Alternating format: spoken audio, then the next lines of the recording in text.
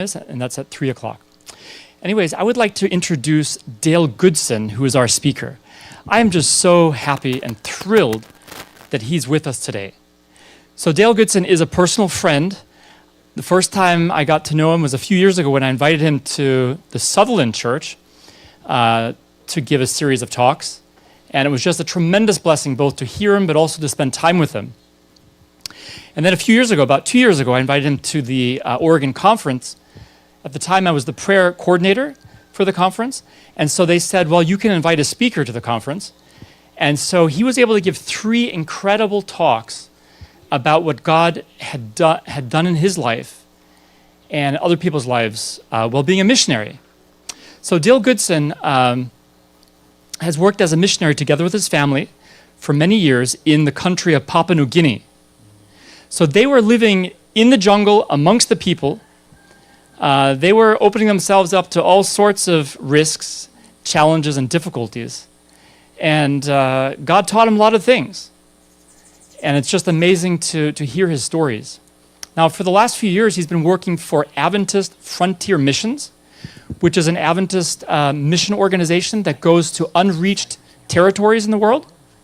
So these are missionaries that have to learn the language, that have to learn the culture, that embed themselves amongst the people they're trying to reach. It's a challenge. It's a great challenge. And Dale and a number of others train these missionaries so that they know what they're going out to. He's also, I think, the area representative for Adventist Frontier Missions, so he covers the West Coast, as far as I understand. So I'm just so excited that he's here and that you can be blessed by him. I know that the people that came to the Oregon conference to listen to him were greatly blessed. In fact, we had so many people attending the meetings that we had to turn some people away. So I've been tremendously blessed, and I know you will too. Thank you, Dale, for coming all the way from Goldendale to be together with us, and we look forward to God's blessing today. Yeah, you ready? good, thank you. Thank you very much for the introduction. Thank you. And thank you for the opportunity to be here. Is the speaker adjusted well? You can hear me okay? Yeah. Okay, good. So I am happy to be here. My name is Dale Goodson. I work for Adventist Frontier Missions. And for a number of years, I worked on the Navajo Reservation in the New Mexico, Utah area. And then I spent about 12 years, just short of 12 years in Papua New Guinea. And and then came back. I've been working now with Adventist Frontier Missions for more than 25 years. So put them all together, I've got well over 30 years in mission service, one form or the other. And I just wanted to share one thought I have as I get up to speak. Whenever I stand up in front of a congregation, I want to make sure that several things take place. One, I want to make sure that whatever I'm saying is interesting enough that you won't fall asleep. But if you do fall asleep, I want you to know I've got some Tic Tacs here. You're more than welcome to come up and grab one and just kind of keep your eyes open. I'll just put it right there. You don't have to apologize. Just make yourself at home there. Okay, so we've got I'm going to stand in the shade. No, I won't, because then I'll have a little bird. Okay. So so one thing I want it to be interesting, right? But I want enough to keep you engaged. Number 2, I'd like for there to be a lesson, an important lesson in what I'm saying. So I'm hoping that you don't walk away thinking, wow, that was really entertaining, and then go to sleep at the house and never think about it again. I'd want you to chew on it for a little bit, think about it, and ask yourself, like, why did he spend my time talking about that, right? So if there's 80, 90, 100 people here today, and you spend 40 minutes with me, like how many hours is that, right? Like 60, 70 hours? Like I want what I'm saying to be worth 70 hours, right? So I'm hoping that whatever it is I'm saying, you'll learn something from it that's tangible, that's practical, that you can get home and apply it. That's what I'm hoping.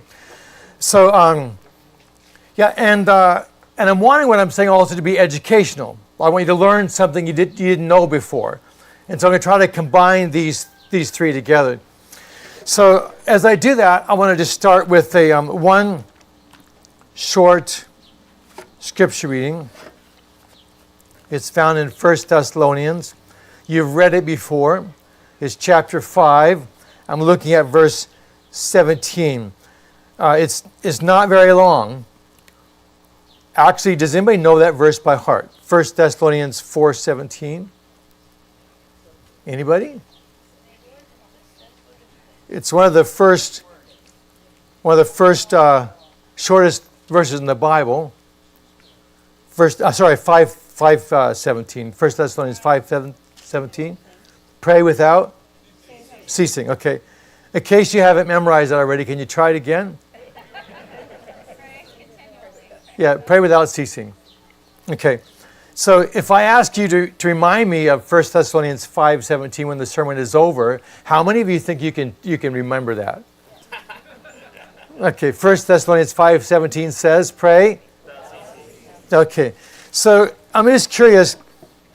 Paul was a fascinating fellow, and he was beat up a number of times, thrown in prison a number of times, whipped, stoned, shipwrecked, bitten by a poisonous viper, imprisoned and shipped to Rome to be tried there.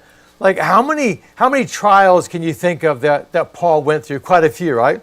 So why would he say something like pray without ceasing? He was having a hard time. Yeah, because life as a Christian at that point was what? Very difficult. Was difficult. It was difficult.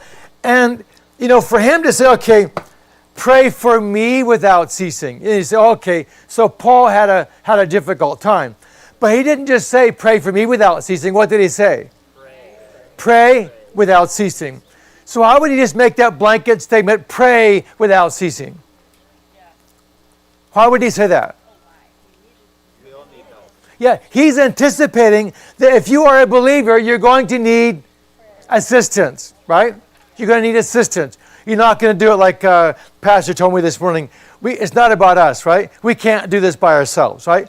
So he said, look, we have to have divine assistance. So I just finished writing 3 books. There's a series of 3. Pastor, did I give you those 3 like a year or 2 ago just to review them? It was one book, I think. Okay, 1 book at a time. So the editor said split it up. That's fine. So we've got 3 books. So those books, like from beginning to end, have stories, to me, fascinating stories, and basically every single one of them involves prayer. And you have my life for a few years before I went to the mission field, time in the mission field, like lots of time. You'll read stories in there being shot at, being carjacked, with a gun to my head. There's a lot of fascinating stories in there. And answers to prayer, repeatedly, because I believe in praying without ceasing. And I believe if it was not for God's hand in my life, I simply would not be here. In fact, there'd be a number of graves probably along the way that could have my name on it. And the same was true with my dad. In fact, if you're a child, my dad, when he was 18 months old, so he's like not very tall, right? He got some terrible, illness, and his parents thought, oh no, our son is going to die. So they took him to the hospital. He was admitted, and then his mom went home, and she came back to check on him, and he wasn't there. And so he's like, okay, so where's my son? And so she couldn't find him. She knew where the bed was, so she asked the nurse, like, I'm just looking for my son. And they said, oh, you mean Dwayne? She said, yeah, my son. Oh, let me introduce you to him. I'll show you where he's at. So she took him down the hallway, down the stairs, into the basement, opened the really cold room, and that's where my dad was. Yeah, he was in the morgue. So at 18 months old, my dad was in the morgue. Now you're probably thinking something doesn't sound normal with this story, right? Because I'm obviously here, and he wasn't married before he was 18 months old. Anyway, so my grandma, bless her heart, she saw her son there, and she was traumatized by that. Like no one wants to see their 18-year-old in the morgue. So she's looking at him, wanting to hold him, and just like, oh no, my son. And she goes, wait a second, he's still breathing. And the nurse said, yeah, it won't be long.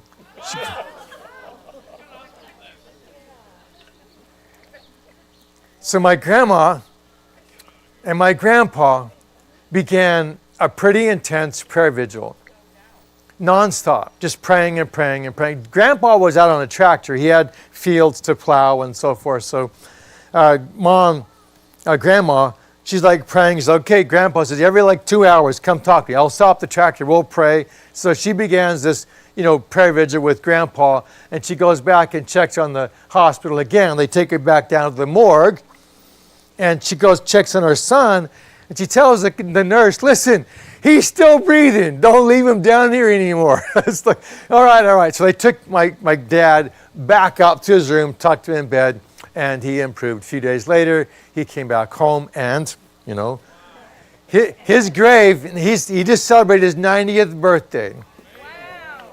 And he's not in the grave. There's no marker yet with his name on it.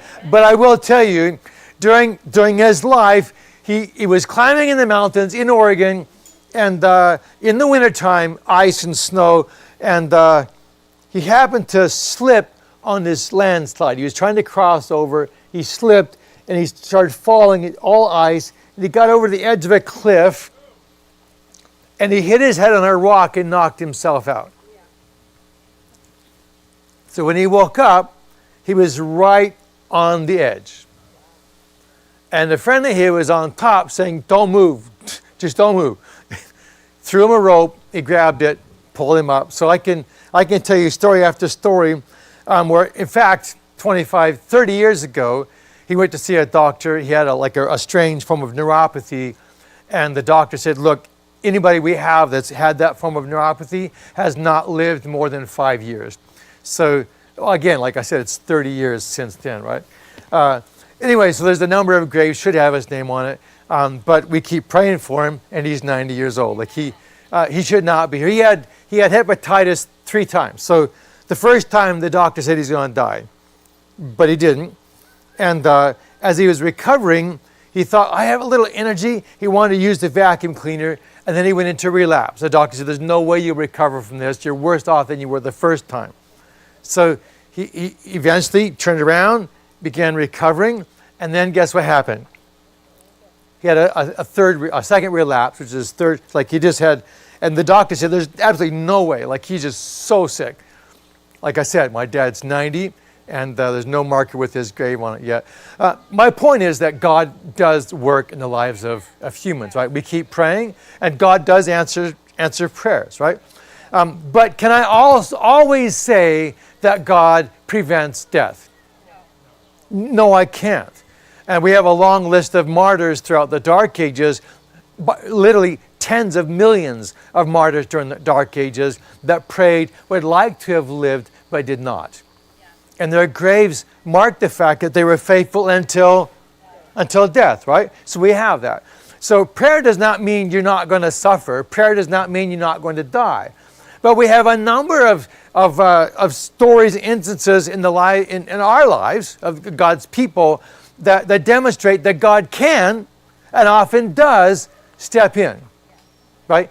To preserve life and to enable His work to move forward, right?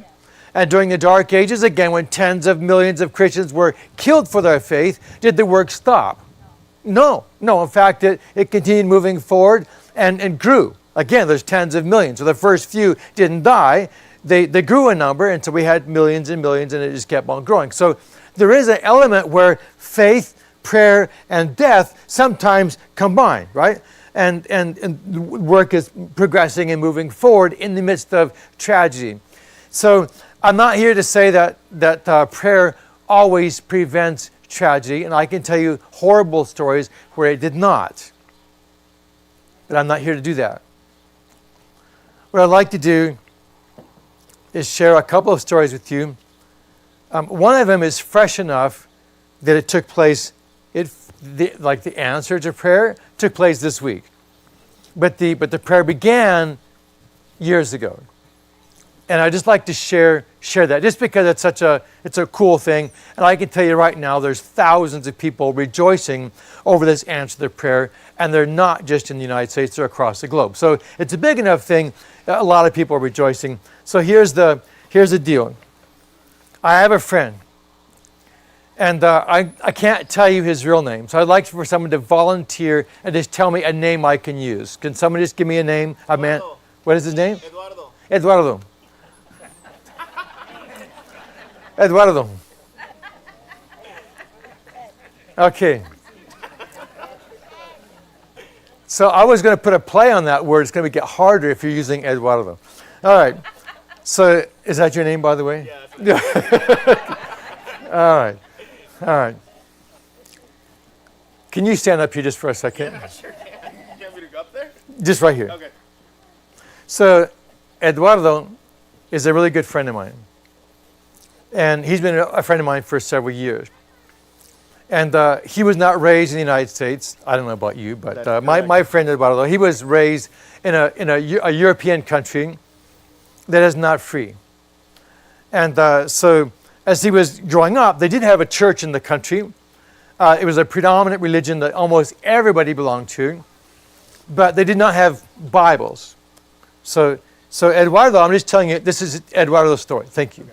So I could just grab this, and I can tell you a lot of children also have Bibles, right? There's a couple of young men there. Do you have Bibles?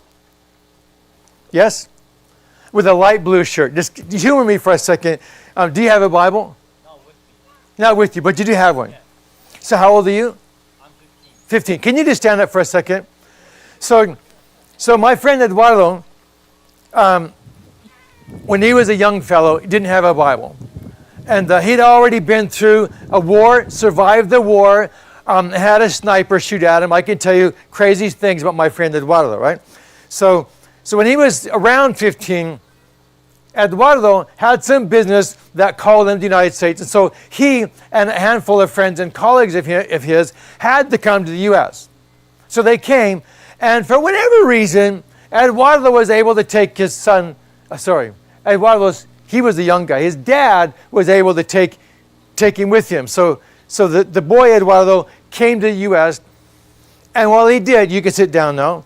So as he did, his dad, with all of his other friends from Eduardo land, okay, they come to the U.S., and someone finds out, oh, wow, there's a bunch of fellows from Eduardo land that came to our community. Let's invite them to church. And so they made the announcement, hey, would you all be willing to come to our church? They said, sure, we'll come. So they all came and filled up the pews of the church.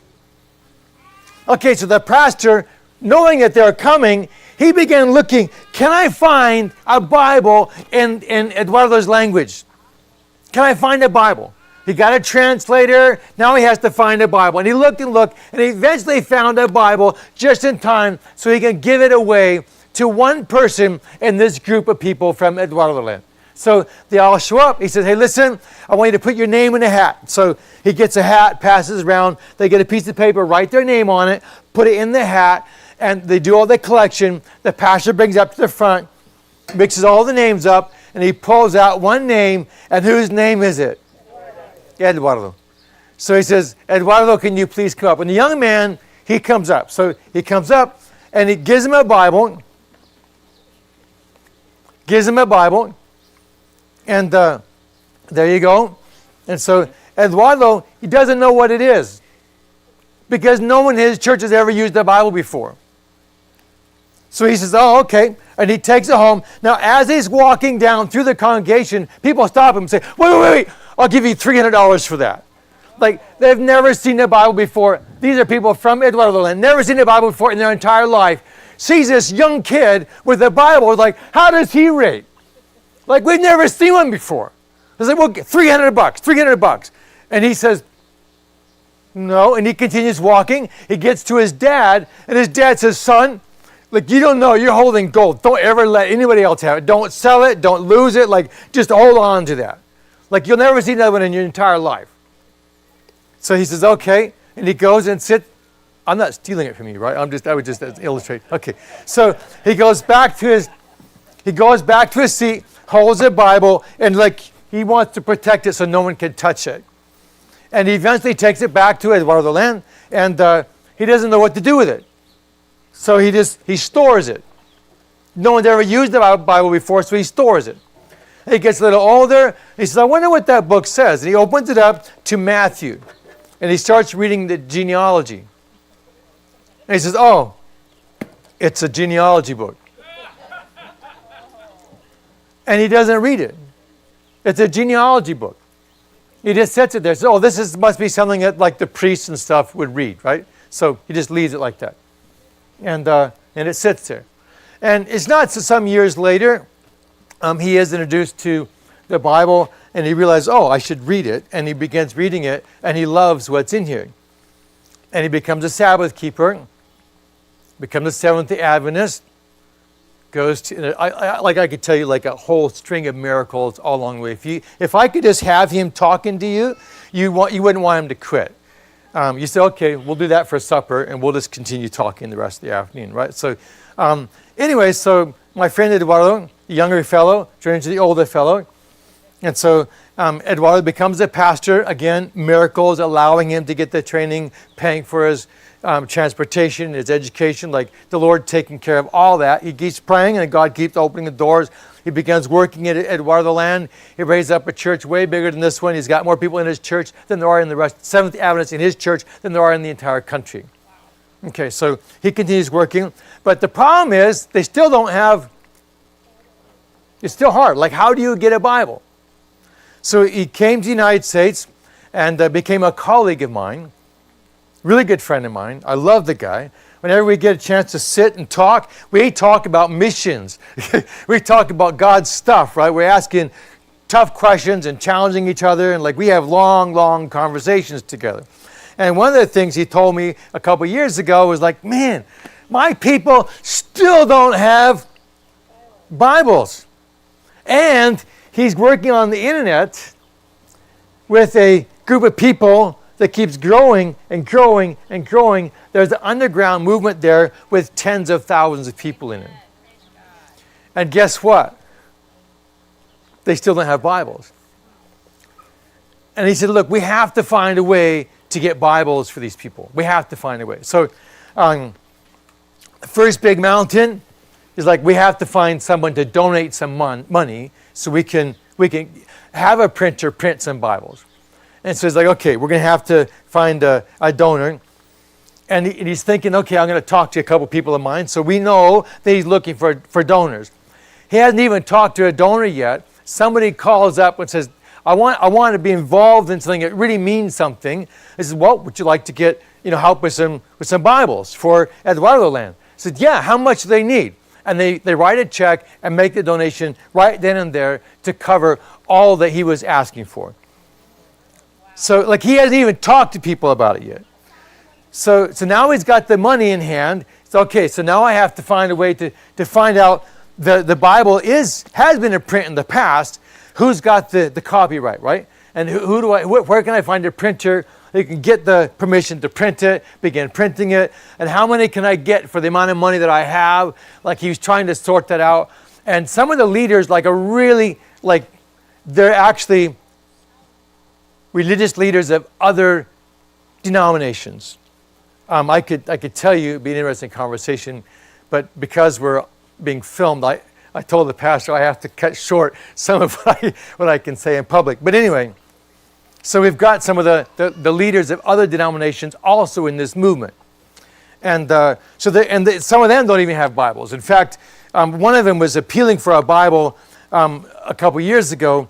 And my friend is like, okay, let me see what I can do to help you find a Bible. He was looking and looking, trying to find a way. And he eventually found one more Bible. He's like, okay, I got a Bible for you.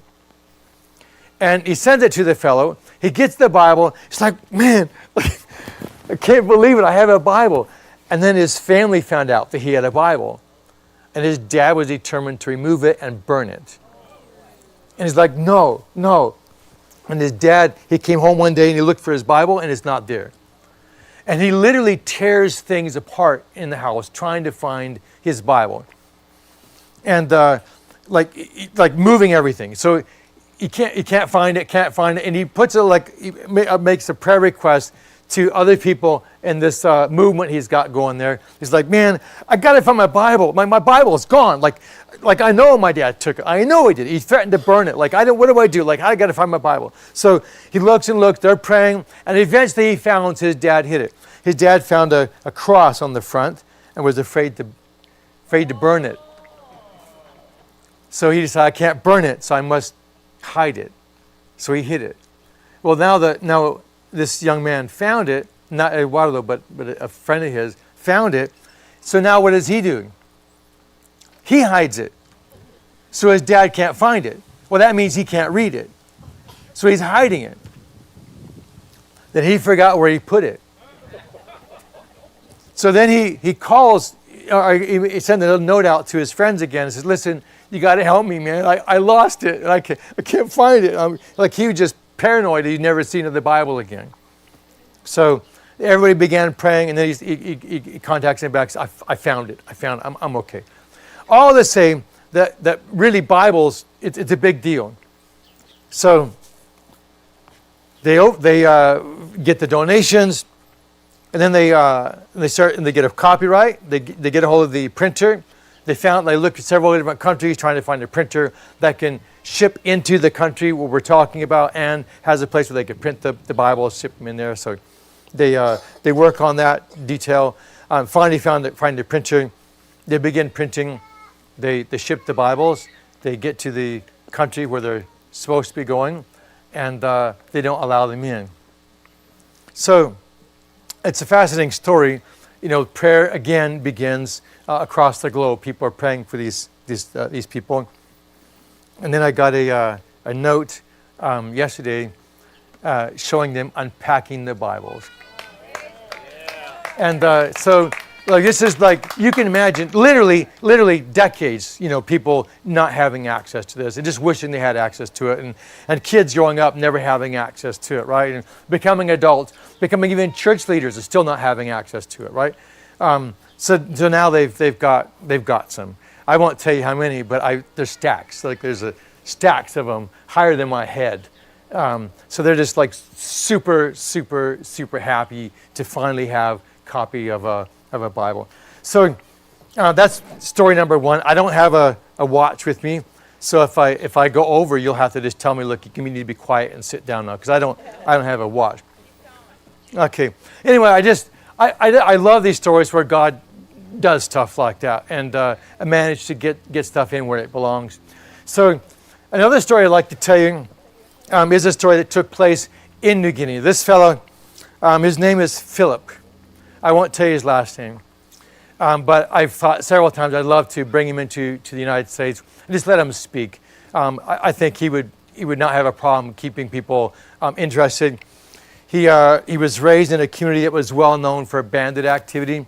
In fact, when I drove to PNG, like, one of the places I dreaded to drive was through his community, because they would hold us up. They would purposely wreck cars. They would attack people, chop people with machetes. They were not afraid to hurt people in the effort to rob, and get your blessed man. That's cold. So Philip was raised in this, it's a crime-ridden region, and everybody knew this region for the crime. He grew up, joined the criminal band activity that was taking place, and then he joined the military and learned how to use the big weaponry, machine guns, and then he was sent to war. So he goes, he fights. When he's done, he comes back, and when he comes back, he manages to sneak his machine gun with him. So he takes it back with him. Now he's living in a bandit community, and he has a machine gun, and firearms are like highly controlled. About the only people that have them are bandits, and now he has a machine gun and quite a bit of ammunition. He managed to sneak. So he's got a machine gun, ammunition, and he hatches out this wonderful plan of going to the airport and robbing one of the banks in there. And he does it. succeeds. They say he got like a $500,000 kina, which is like $150,000 at the time, probably $180,000. And he's successful. He gets out. He gets away. One of the security guards saw him with the machine gun. He's like, no. He runs. And as he runs, he takes his pistol, holds it back behind him, and shoots as he's running, and happens to kill another person, not the bandit. Some other innocent person dies. So there's a law in PNG that says, listen, if you're involved in some bandit activity and anybody gets hurt, you're liable. And so because he was the bandit in this case, even though he did not shoot anybody, he was the bandit, he's charged with murdering. But they have to find him in order to apply the charges. And so he's running free. There's a massive manhunt, and they're all looking for him. The whole country's like, okay, we got to find this guy. And if you listen to him telling the story, he hires witch doctors to give him charms that'll prevent anybody from ever finding him. And so he's very elusive, and they keep trying to find him. They never can. And he's like so happy he's got these charms, working for him. And his wife doesn't hardly ever see him because he's traveling all over the place trying to elude the police officers. But what is she doing? She's praying for him. She's praying for him. She's on her knees begging God, please help her husband to quit being a bandit and to turn himself in, to quit hurting people, and to give his life to Jesus. Like she knows, like the only way they can have a peaceful family, peaceful community, and peaceful country is if people allow Jesus to change who they are on the inside, right? So she's just praying that God would bless him and help him to change. And while she's doing that, he's threatening people and running around as a bandit, doing witchcraft, and so it's a fascinating story. And eventually, he's hiding. The police are coming in. They're threatening to destroy the entire community. We'll burn all the houses down. We'll completely destroy this place unless you find this guy and help us turn him in. And so people in the community go looking for him, and they find him. And they tell him, okay, listen, you're going to ruin the entire community if you don't turn yourself in. So at this point, just to be clear, he's done witchcraft, he's got a machine gun, he's got ammunition, he feels like he can defend himself quite nicely, but he's got TB.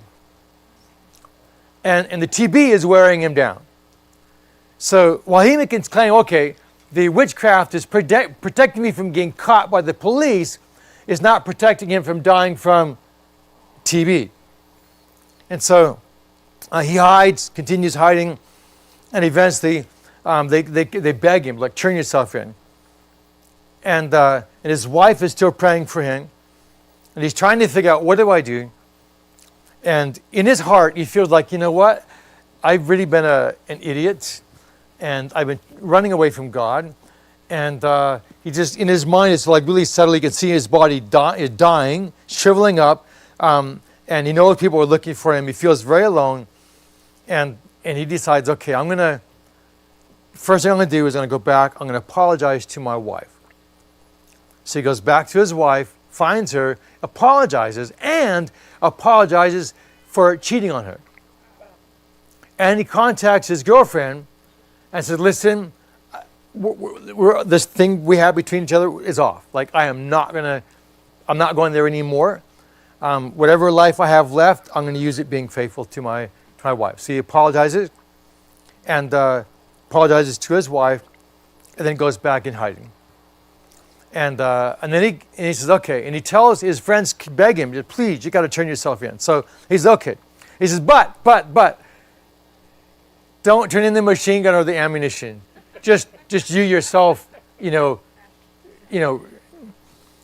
And he thinks about it, and he prays about it, and he says, God, what do I do? And God tells him, no, you need to turn in the gun too. He says, fine, I'll turn in the gun too. So he got his gun and ammunition. He went in and turned himself into the police. They arrested him, put him in high security prison, and he's locked up there. And then he decides, you know what I'm going to do? I'm going So they took him, brought him into court, and they charged him for murder and robbery and like a long list. And how do you plead? And his lawyer said, plead innocent.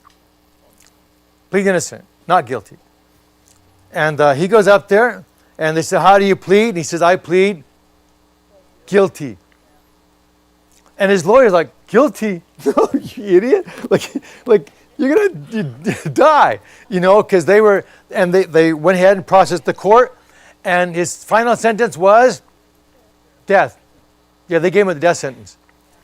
And but he was already dying. Like literally, he didn't have much left. He could barely move because he had TB. And so they go to put him in a hospital. They said, no, we're going to put him in the hospital. To put him in the prison. He goes in the hospital, back into prison. He heals up. And then they had some complication, and I don't know what it was in the politics. And he ended up not being killed. And so now while he's in there, what is he doing? Reading his Bible and praying. He said, listen, God, I just want you to tell me every day what you want me to do. Every day. Just tell me what you want me to do. I just want to do that. And he begins witnessing in the prison. He also finds a great controversy. And he devours it.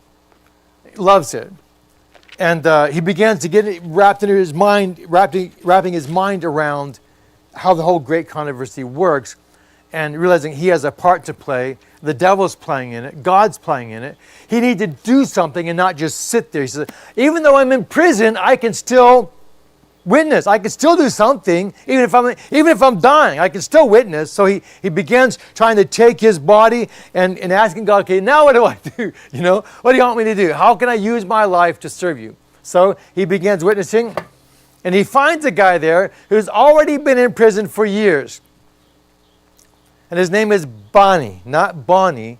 My daughter's name is Bonnie, but his is Bonnie. It's a little bit different.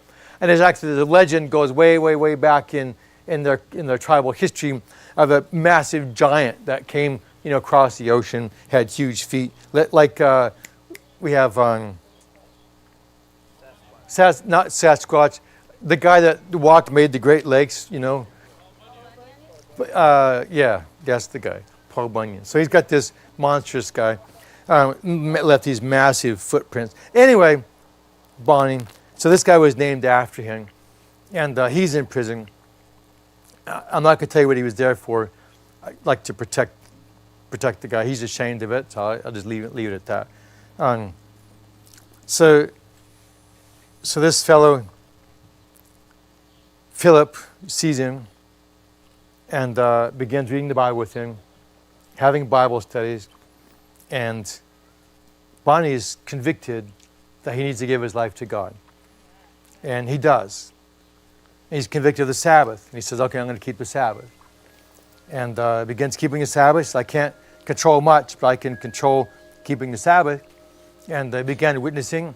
And eventually the time came where Bonnie was going to be discharged from the prison. He's released, right? So he's discharged. Not Philip. Philip's still in prison. But Bonnie, he's released. And as he gets ready to go, Philip goes down and says, Bonnie, I have to stay in prison, but you can go home. I want you to witness for me. Witness for your Jesus. Like, just because you're leaving prison, you're out free again, it's really easy to get sidetracked and forget that you gave your life to God. You can't forget it. Remember you gave your life to God. You can go plant a church. Go plant a church. Go home and plant a church. So he's just really challenging him as he left prison to go home and plant a church. And so Bonnie says, okay, I'll do it, Philip, I'll do it. So he goes home, but now everybody looks at him as a prisoner. Like, you're a corrupt dude. Like, we know what you did before you left. Last time we knew you, you did some evil, despicable act. And so no one wants to talk to him. And so he's like, okay, it's true. I did an evil, despicable act. I can't say I didn't. But I still have a life here, and I need to follow God, right? So he's like trying his best to follow God, but no one wants to listen to him, including his family. Eventually, his wife and then a couple of his kids, they begin listening to him. And pretty soon he's got like a little Bible study group just with his family.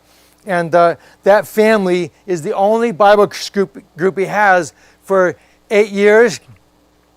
And he's like, do I give up now or no? He said, no. I was told to plant a church. He's faithful for 9 years, 10 years, 11 years. And the only people he has listening to him is his immediate family. 11 years, 12 years, 13 years. He's just worshiping by himself, just begging God, God, what do I do today? Like, help me, guide me. Well, like, what do I do today? And God just keeps telling him, just keep being faithful. After 13 years, someone listened to him. Someone listened to him after 13 years. And, okay, so he's got one person, and they brought their family. Within a couple weeks, he got several families come. And within a few more weeks, he's got more families. But in like 8 weeks after he started, there's like 100 people worshiping with him. So 13 years, how many people? Just his family. And after 13 years, what? In literally just a few weeks, it goes from just his family to over 100 people. So what I thought was interesting is I went to visit one of our missionaries. And as I was visiting the missionary, he said, we've got this speaker, and we had some programs. We were opening a training center. I was part of that opening. And he asked a visiting fellow to come and speak. And I sat down on the grass like you folks are out there, but we didn't have any nice shade. We just had a few coconut trees up there. And we don't want to sit underneath them because, well, you can figure that out. So we were sitting out there, and this speaker got up, and he began speaking. And guess who the speaker was? It was Philip. He had gotten released from prison, and he was determined he was going to serve God. He immediately began working with to make like an orphanage for kids, and then he was like on a preaching circuit, and he was like doing all he possibly could to make up for the evil things he had done, just to make the community a safer place and feed kids. Like he was raising money different places to feed these kids. And he was asked to speak, and he was speaking. So he got up to speak, and I was thinking, wow, this is a fascinating story. And he got to the point where he was talking about Bonnie. And he said, yeah, so I told this guy, Bonnie, look, you got to be faithful. Go out and plant a church. And as he was saying that, I heard somebody in the audience start crying. And I looked over and saw this older fella sitting there, and he was just crying there, crying and crying. He's like sitting all by himself. So, okay, so I got up, went over and sat by him. And he looked at me, and he just continued weeping there by himself. When he was done, he looked at me and says, the reason I was crying is because it was so hard. It was so hard. It was Bonnie. He was so hard. He said it was so hard. All those years, no one listened to me. It was so hard. But he was determined to be faithful. You can imagine it'd be really easy to say, listen, no one's going to listen to me. I'm not going to keep trying because no one listens to me. I was a prisoner. I've got a despicable past. No one's going to listen to me, so why even try? You know what I'm saying? It'd be so easy. He's like, no, he keeps faithful, being faithful, being faithful, being faithful. So a couple months ago, I had to go back to New Guinea. We had a missionary there. Any of you know the Sligers?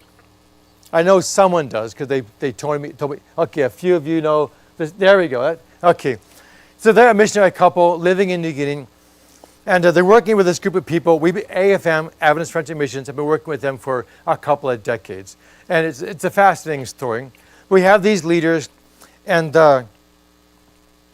we have this concept that I teach in training called cultural wholes. Cultural wholes means you're raising a culture, a whole community of people, and they have normal ways of doing business. So if these are my kids right here, I'm just pretending. So if they were my children, how would they normally get food?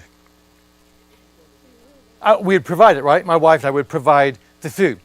So how would they get medical care?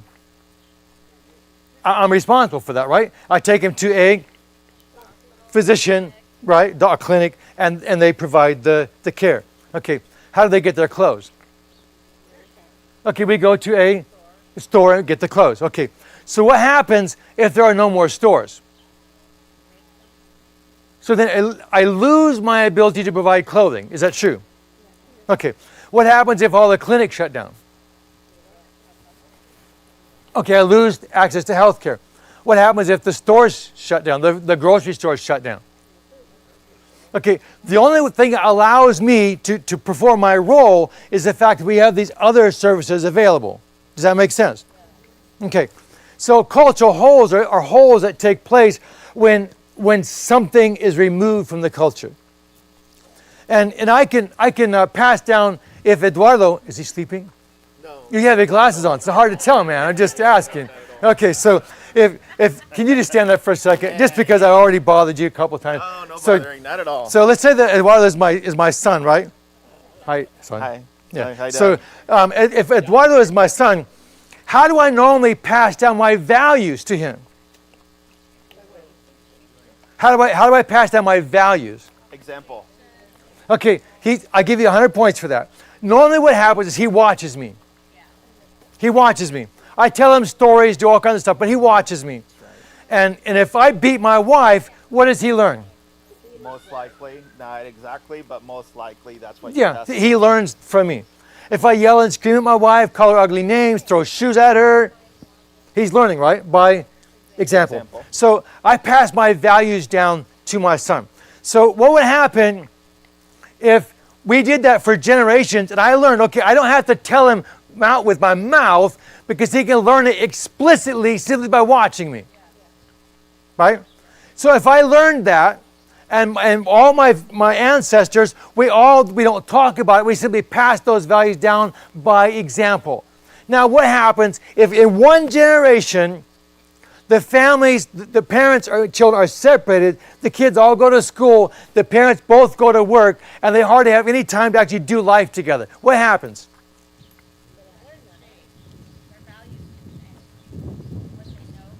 Okay, but I introduced the concept earlier. What's it called? A cultural whole. Like we just introduced a cultural whole. The thing, like you lose the clinic, you lose the grocery store. Now we're losing the method we use to pass values down. Are you with me? Okay, so you can have lots of cultural holes. Do we have them in America? Believe me, we have lots of cultural holes in America. Okay, thank you, Eduardo. Yeah. So we had this place where Bonnie comes from, where he's trying to plant a church. They had a number of cultural holes because the kids are being ushered off to school, but when they leave school, they don't go in the workplace and find a job. Where do they go?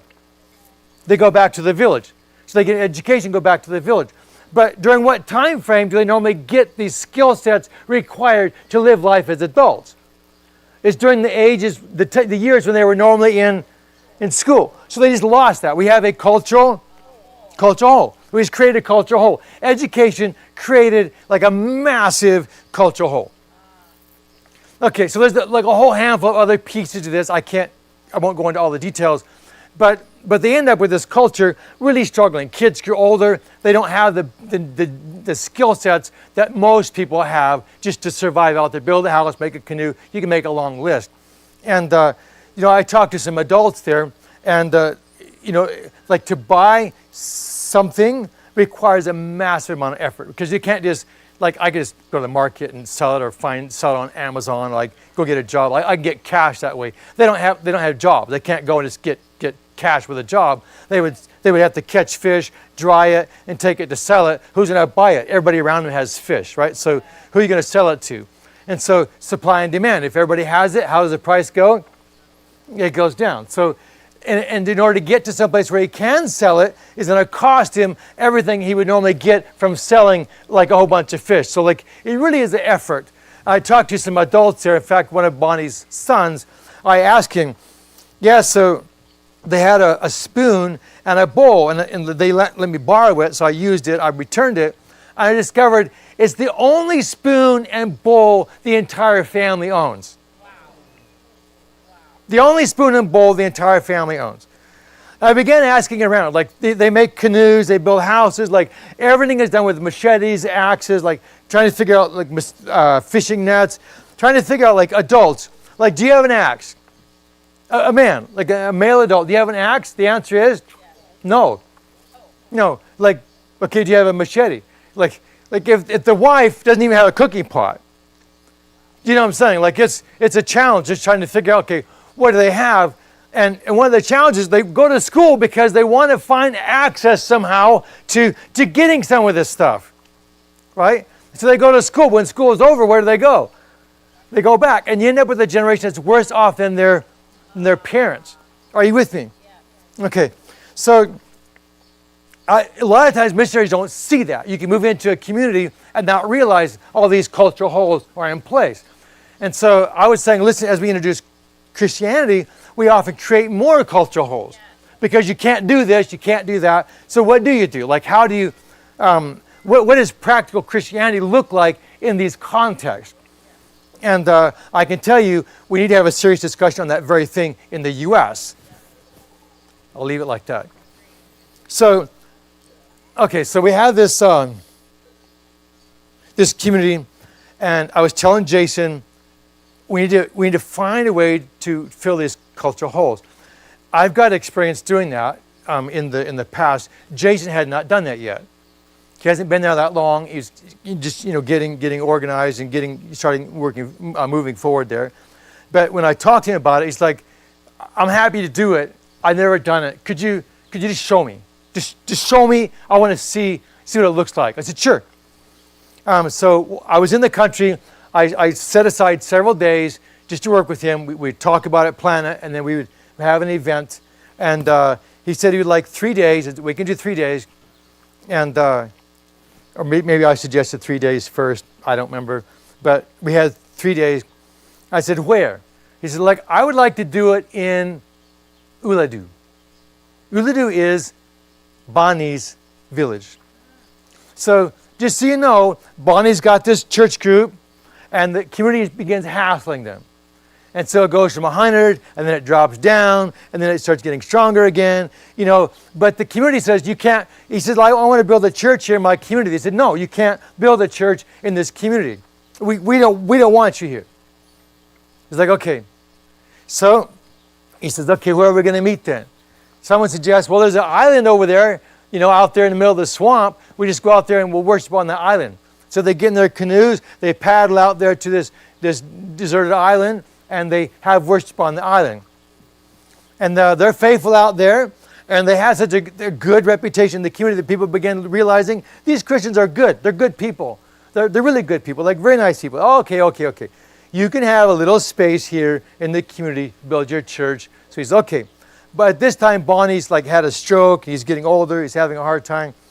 So they say, okay, he's got all of the people that are following him. They help him put together his little church. Bonnie's there. And they're worshiping in the church.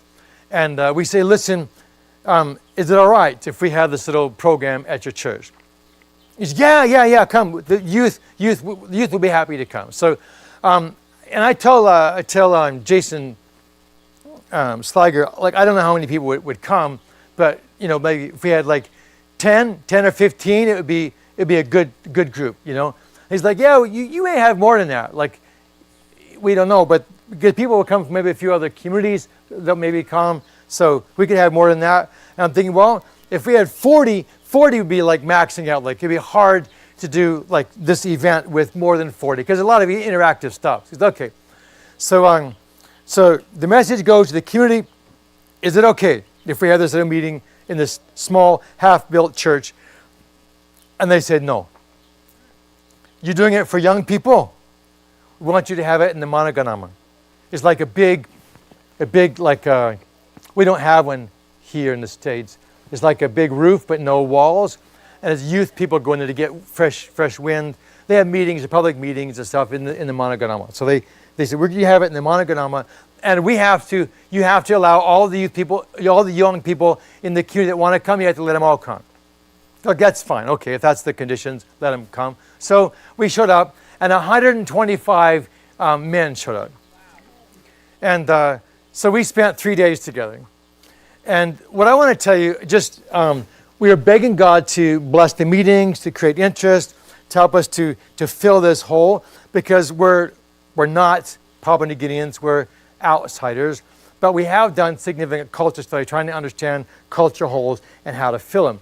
So rather than going through, like, I could spend like a couple of hours discussing that. I'm trying to wind this sermon up. So in doing so, I want to mention, because these are people who hunt, fish, canoe, they're always busy. When they showed up for the meeting, I couldn't have them sit like you're sitting for hours. They're not used to that. So we took a lot of the things we wanted to teach, and we boiled them down to interactive events. So they had to do interactive events, and we would discuss the event. Have another interactive event and discuss the event. For instance, we had a pole here, a string on the ground, and a string over here, and a bucket here, and a bucket there, and we had a ball.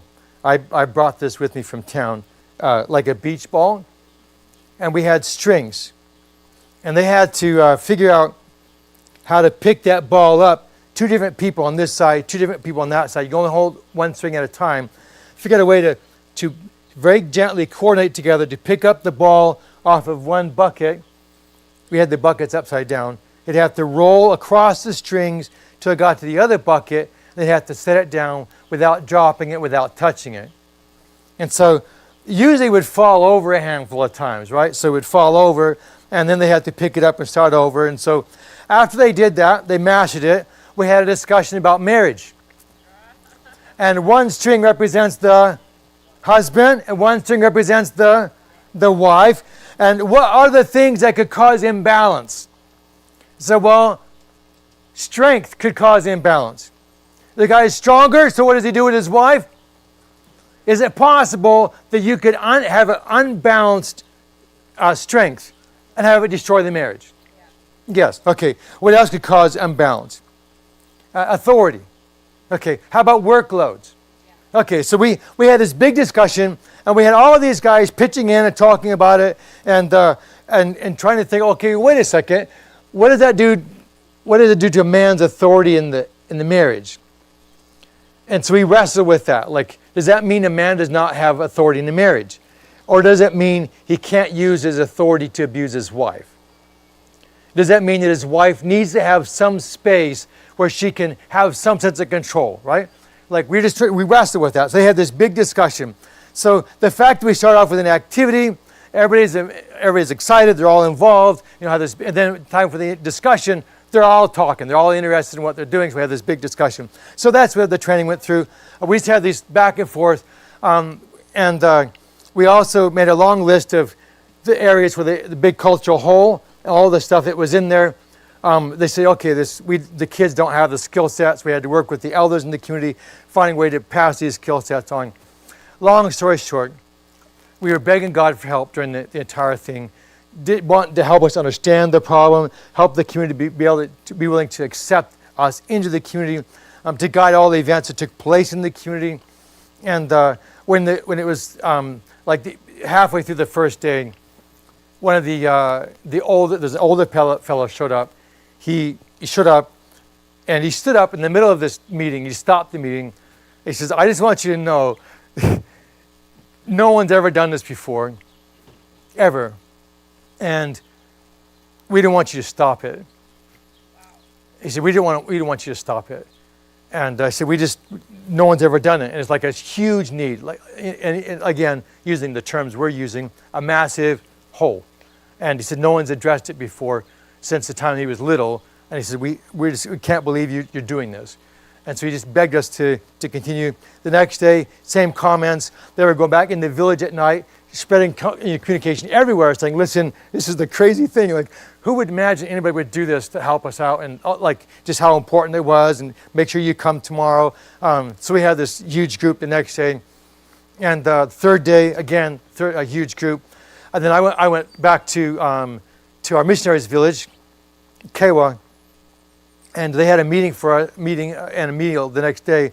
Guys from Bonnie's village showed up to pass on Bonnie's gratitude again. But here's another thing they said.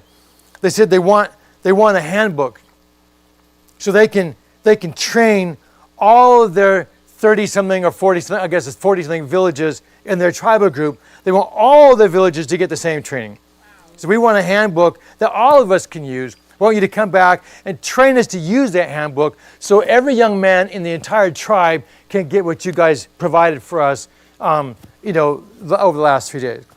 And then another guy stood up. He said, no, we want that. The girls need the same thing. We want you to do the same program, but for the girls. And then that guy stood up and said, listen, married couples need the same help. Like, could you do the same thing for married couples? And, I walked away thinking how easy it is.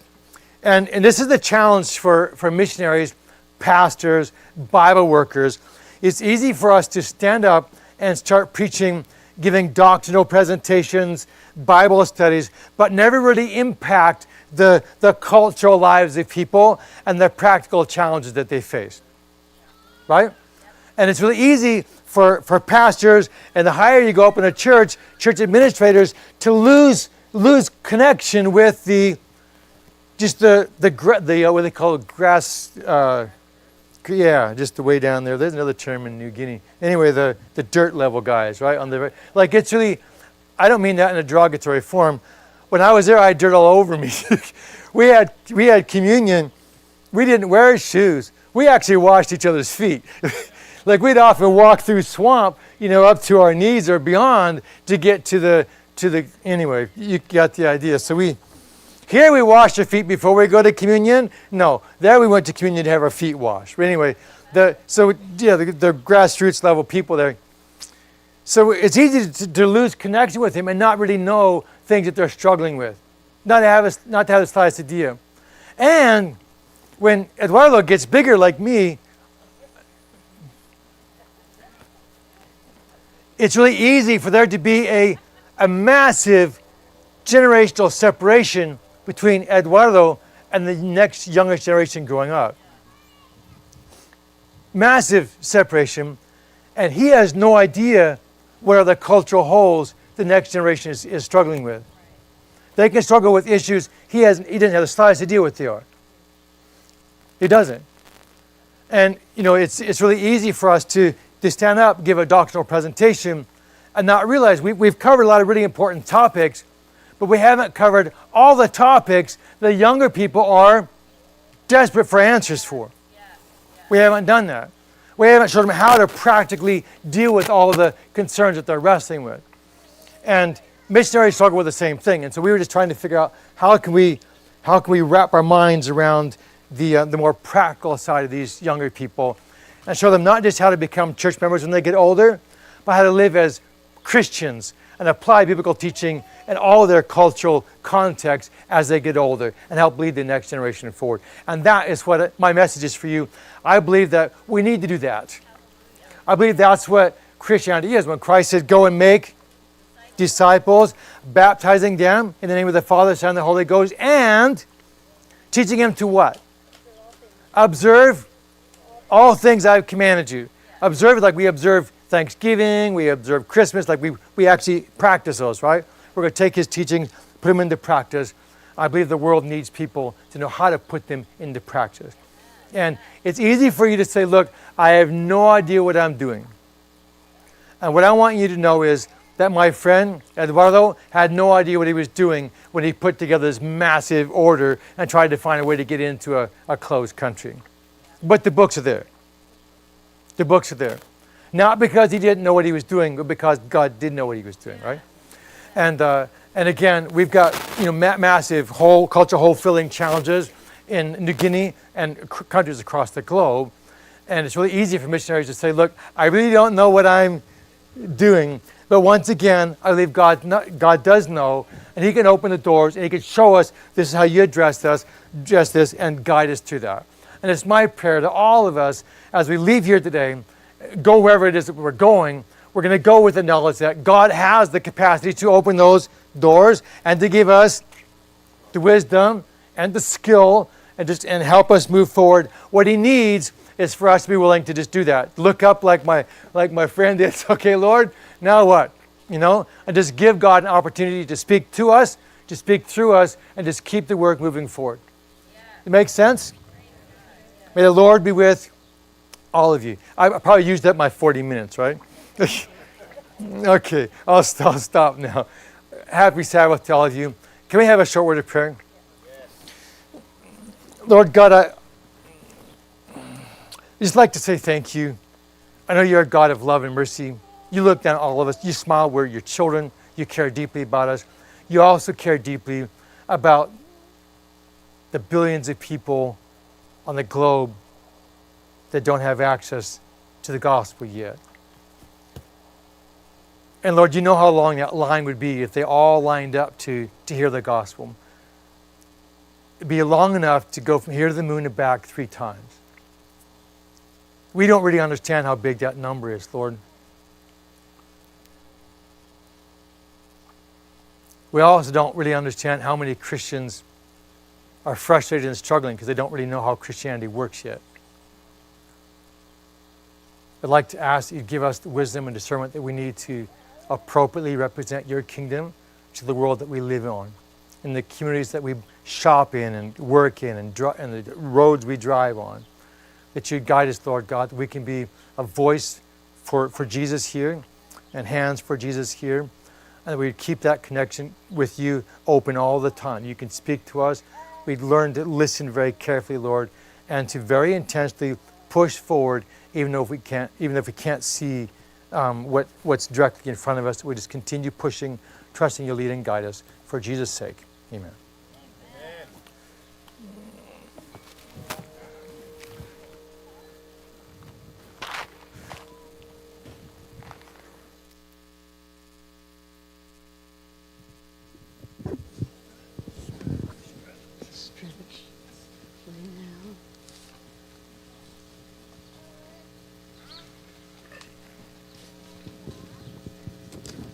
Closing song. If you want to stand up, but if you don't, I understand. And it's a long one with 5 verses. A lot of times people do the first and second and last. If we could sing the first 2 and let me read you the second 2, and then we'll sing the last one together. It's a story, and it's very touching. The 90 and 9, it's on the back.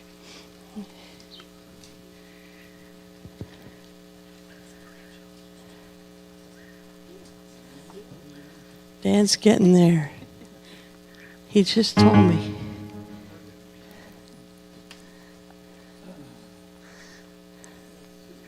So I'll just read 3 and 4.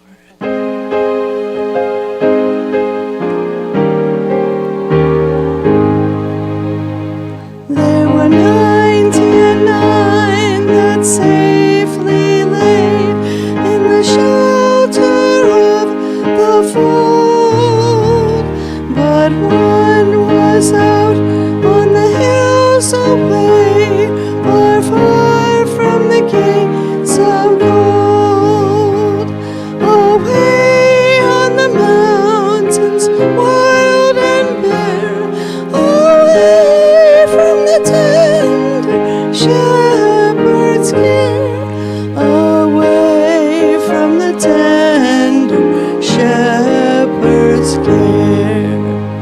Lord, thou hast here thy 90 and 9. Are they not enough for thee?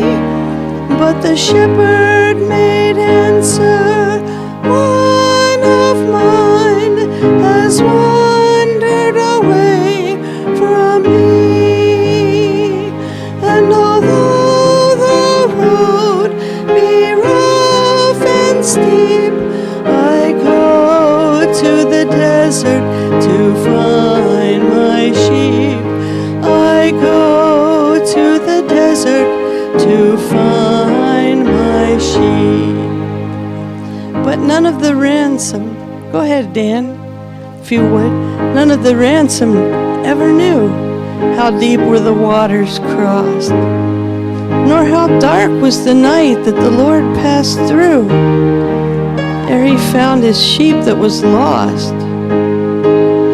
Far out in the desert he heard a cry, fainting and helpless and ready to die, fainting and helpless and ready to die.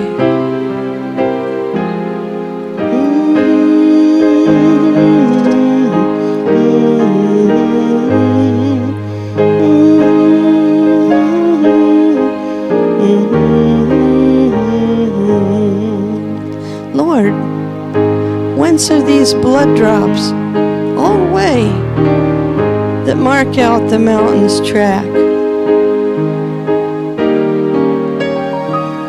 They were shed for one who had gone astray, ere the shepherd could bring him back. Lord, why are thy hands so rent and torn? They are pierced tonight by many a thorn. They are pierced tonight by many a thorn.